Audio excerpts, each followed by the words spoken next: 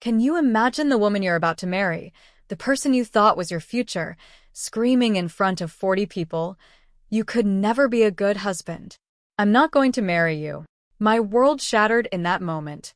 But what I discovered hours later about her secret life, that made the public humiliation feel like an absolute gift. I'm 29 years old, and until 3 weeks ago, I honestly thought I had my life completely figured out. I'd been with Sarah for almost 4 years. We met at a mutual friend's birthday party, hit it off instantly, and within 6 months, we were living together. She was a paralegal at a mid-sized firm downtown. I work in logistics management. We weren't rich, but we were comfortable. We talked about marriage. We'd even looked at rings together last Christmas. She'd pointed out this elegant sapphire one at a jeweler in the mall, and I'd secretly gone back 2 days later to ask about financing options. I was ready. I thought she was too. The night everything blew up was supposed to be celebratory. My cousin Marcus was throwing an engagement party at his place, a nice house in the suburbs, professionally landscaped yard, about 40 people there. Sarah had been acting weird all week, though. Distant. Snippy. But I chalked it up to work stress.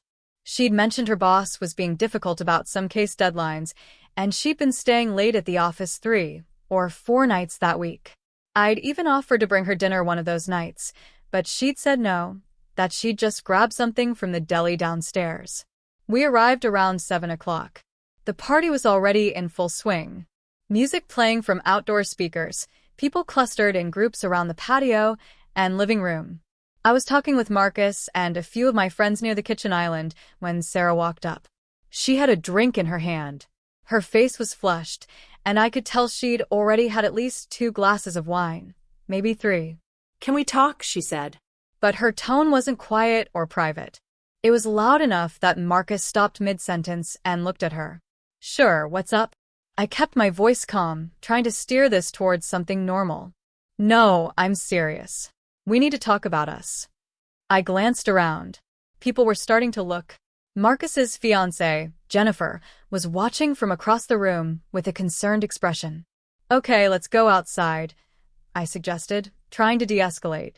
"No," she cut me off, her voice getting louder. "I'm tired of pretending. You know what? I don't think this is going to work." My stomach dropped. The music suddenly felt too loud. "Sarah, this isn't the place. You could never be a good husband. I'm not going to marry you." The room went completely silent. Every single person was staring at us. I felt my face go hot, my hands clenched involuntarily, but I kept my expression as neutral as I could manage. I looked at her for a long moment, trying to figure out if she was just drunk or if she actually meant it. Her eyes were hard, almost cruel, like she was daring me to respond. I didn't recognize the person standing in front of me. I didn't say a word. I just turned around, grabbed my jacket from the chair by the door, and walked out the front door. Behind me, I heard someone say, "What just happened?" And then the murmur of voices starting up again, but quieter, gossipy. I drove home in complete silence. No music, no phone calls, just the sound of my own breathing and the hum of the engine. My hands were shaking on the steering wheel. When I got back to our apartment, I sat on the couch in the dark for maybe an hour, just staring at nothing. The streetlight outside cast shadows across the wall. I kept replaying the scene in my head, trying to understand what I'd missed, what I'd done wrong. Then my phone buzzed. It was a text from Rachel, one of Sarah's close friends from college. "Do you even know what happened after you left?" I stared at the message for a minute before typing back. "What?" 3 dots appeared immediately. Then, "Can I call you?" "Yeah." My phone rang 5 seconds later. "Hey," Rachel said, and her voice sounded strained, like she'd been crying or was about to. "I don't even know how to say this, but you need to know. After you left, Sarah completely broke down. She started crying and saying she didn't mean it, that she was just scared. But that's not the worst part." "What's the worst part?" My voice sounded hollow, even to my own ears. Rachel hesitated. I could hear party noise in the background, people talking, glasses clinking. Marcus's brother, Jake, was there. You know Jake, right? I did. Jake was Marcus's younger brother, maybe 26. Worked in finance.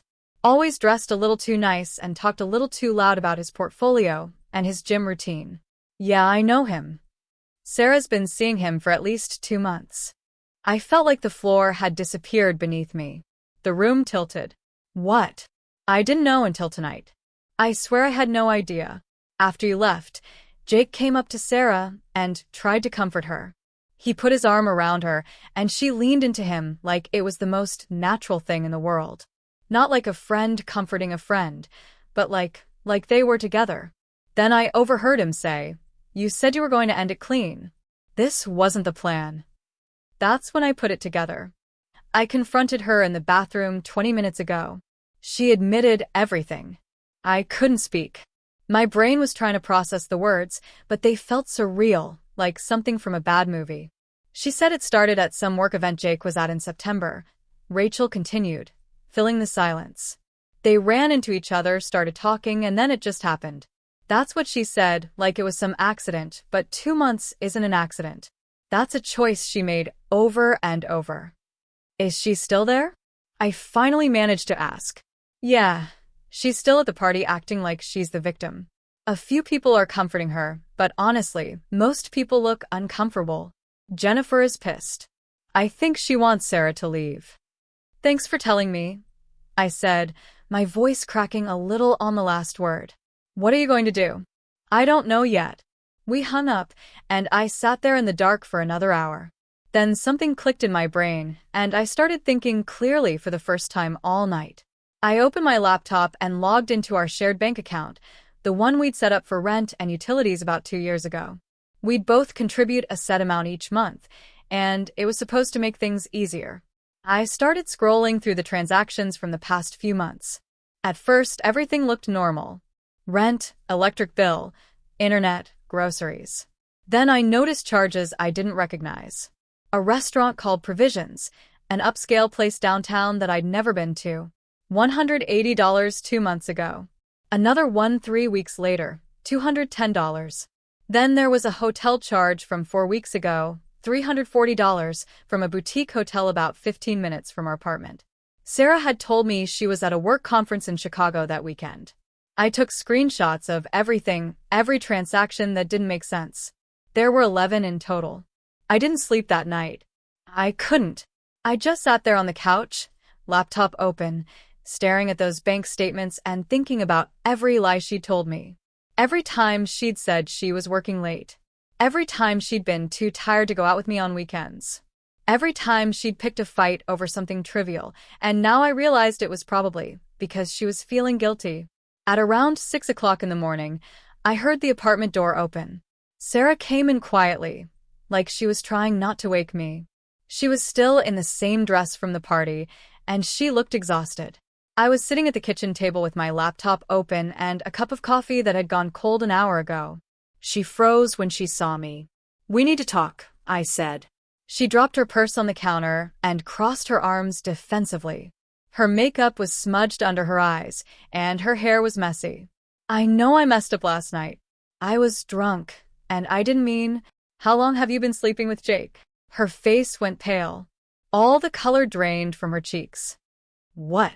"Don't lie to me," Rachel told me. And I found the bank statements. I turned the laptop around so she could see the screen with all the highlighted charges.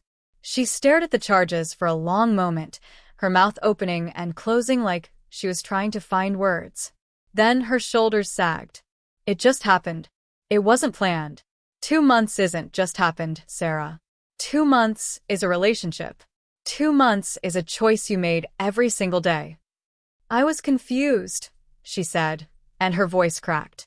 "You and I have been together so long, and I started wondering if this was really what I wanted. Everything felt so routine. Jake made me feel, I don't know, excited again, like things weren't so predictable.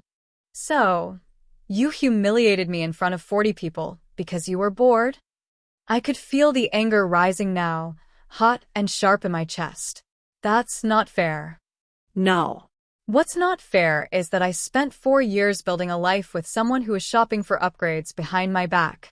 What's not fair is that I was looking at financing options for an engagement ring while you were spending our shared money on hotel rooms with my cousin's brother. She started crying then, but it felt manipulative. The tears felt like a tool she was using. I'm sorry. I really am. I made a mistake. Can we just talk about this? Can we try to work through it? There's nothing to talk about. I want you out of the apartment by the end of the week. This is my place, too. The lease is in my name. You moved in after I'd already been here a year. Check the paperwork if you don't believe me. She stared at me like I'd slapped her. You're really going to throw me out? You threw us away the second you got into bed with Jake. I'm just making it official. She left the kitchen without another word. I heard her bedroom door slam shut, and then I heard her crying through the wall. I didn't feel bad. Sarah moved out 4 days later. She tried to take some furniture that I'd bought before we even met, the coffee table, a bookshelf, even the good blender. But I had the receipts saved in a folder on my computer, and she backed down. The whole process was cold and mechanical. We barely spoke, except for logistics. I'm taking the dishes. Those were a gift from my mom. Fine. That kind of thing. Her parents came with a U-Haul on Saturday morning. Her dad wouldn't look at me, and her mom gave me this pitying look like I was the one who'd messed up. I didn't bother explaining anything to them. Jake, on the other hand, tried to reach out. He sent me a long text message 2 days after Sarah moved out, apologizing, saying he never meant for things to go this far, and that he respected me too much to let this ruin my relationship with Marcus. The text was 5 paragraphs long, full of phrases like, I take full responsibility and I hope we can move past this eventually. I didn't respond. I deleted it and blocked his number. 2 days later, Marcus called me. I heard what happened, he said. Jake told me his side, but I wanted to hear yours. I gave him the full story. Every detail. The public humiliation. The affair. The bank statements. The hotel charges. The lies. Marcus listened without interrupting. He was quiet for a long time after I finished. Then he said, I'm sorry, man. I had no idea. Jake's my brother, but what he did was beyond messed up. I'm not making excuses for him. I appreciate that. For what it's worth, Jennifer already uninvited Sarah from the wedding. She was supposed to be a bridesmaid. And I'm keeping Jake on a very short leash. He's not in the wedding party anymore either. Jennifer wanted him completely uninvited, but he's still my brother, so he can come to the ceremony.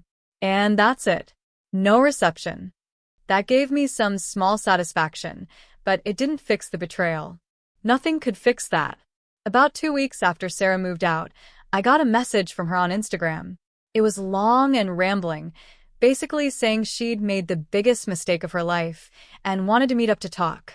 She said Jake had turned out to be different than she thought, and that she realized I was the one she actually wanted to be with. She said she'd been foolish and impulsive, and that what we had was real. I didn't even open the message fully. I just blocked her on Instagram, Facebook, and her email for good measure. But here's where it gets interesting. A mutual friend, Tyler, reached out to me a few days ago and told me the real reason Sarah was trying to come back. Apparently, Jake had been seeing someone else the entire time he was with Sarah. Some girl from his office named Amanda. When Sarah found out, she saw texts on his phone. She confronted him, and he basically told her she was just a fling. He said he never intended for it to be serious, that it was just fun, and that Amanda was his actual girlfriend. Sarah was devastated. Tyler said she showed up at his apartment at 10 at night, crying, asking him what she should do. And then, to make things worse, she got fired from her job the same week. She'd been showing up late repeatedly, missing deadlines, and she'd gotten into a screaming argument with her boss about some filing mistake. Her boss had apparently been lenient for weeks, but the argument was the final straw. Tyler said she'd been calling around to mutual friends trying to get someone to convince me to take her back. No one would help her. A few people told her explicitly that what she did was unforgivable. It's been 3 weeks since that night at Marcus's party. I'm still processing everything, but honestly, I feel lighter. The apartment is quieter, sure, but it's mine again. I rearranged the furniture, got rid of anything that reminded me of her. Threw out pictures, donated some books she'd left behind, even replaced the sheets on the bed. I started going to the gym in the mornings before work, and I've been reading more. Little things that make me feel like I'm reclaiming my life. Marcus and I are still close. His wedding is in 2 months, and I'm still invited. I'm even back in the wedding party as a groomsman. Jake won't be at the reception. Marcus held firm on that. Apparently, Jake and Sarah tried to make things work for about a week after she found out about Amanda, but that imploded fast. Jake blocked her number, and she tried showing up at his apartment once. He threatened to call the cops if she didn't leave. Last I heard, she moved back in with her parents an hour outside the city. She's unemployed and apparently spending most of her time in her childhood bedroom. Rachel told me she's been posting vague sad quotes on social media, the kind that are clearly about me but never mention me by name. I haven't heard from her directly since I blocked her on everything. Rachel checks in on me sometimes, which is nice. She feels guilty for not noticing the affair sooner, but I told her it's not her fault. Sarah was careful. She covered her tracks. If Rachel had known, she would have told me. I'm not dating anyone right now. I'm not ready, but I'm also not bitter. I'm just relieved. Relieved I found out before I actually married her. Relieved I didn't waste another 4 years. Relieved I didn't propose with that sapphire ring and then discover all of this a year into a marriage. Relieved I walked away when I did, with my dignity intact. Sometimes I think about that moment at the party when she yelled at me in front of everyone.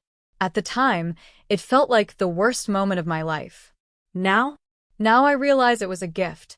She showed me exactly who she was, and I got to walk away before I was legally or financially tied to her forever. A few people have asked if I ever confronted Jake directly. I didn't. He's not worth my energy, and anything I said to him would have just been for my own ego. The way I see it, he has to live with being the kind of person who does that to someone. That's punishment enough. Someone DM'd me asking if I ever got an actual apology from Sarah beyond that Instagram message. No. The Instagram message was just her trying to get me back because her backup plan fell through. That's not an apology. That's desperation. For everyone asking about the ring, I never bought it. I was planning to propose this Christmas. Dodged that bullet. So, what do you think? Have any of you ever been blindsided by a betrayal like this, or experienced a public breakup that turned out to be a blessing in disguise? Tell me your stories in the comments. I'd really love to hear them.